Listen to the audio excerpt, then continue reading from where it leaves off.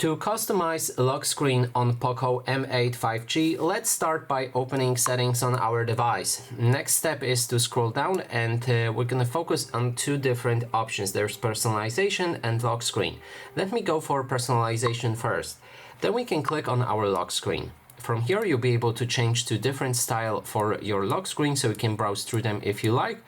Or if you want, you can also create your own by going on the top and here click on customize.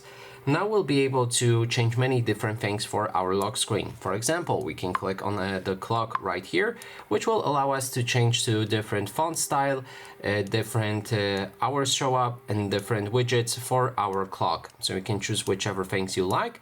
And with that, you can also change colors for your clock by clicking on the font effects.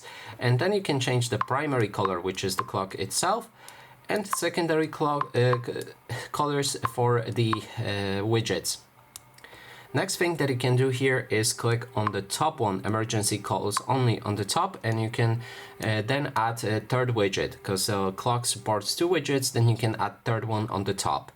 Next thing is tapped here to enter signature, which allows you to add any text that you like to your lock screen. For example, your name, your phone number, or whatever, or somebody else phone number to contact if your phone is lost. Next thing is wallpaper. Of course, right here you'll be able to switch to different wallpaper for your lock screen. You can pick from the preset ones or go for local photos, which allows you to change the custom photo for your lock screen.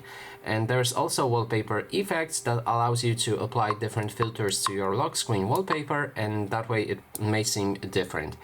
And for here, for personalization, we have everything set. So now let's move to the lock screen options.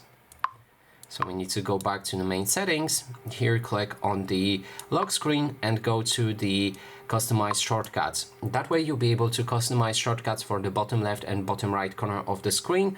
You can apply whichever shortcuts you like. And that is basically everything. Thanks so much for watching, and if you like this video, please consider subscribing.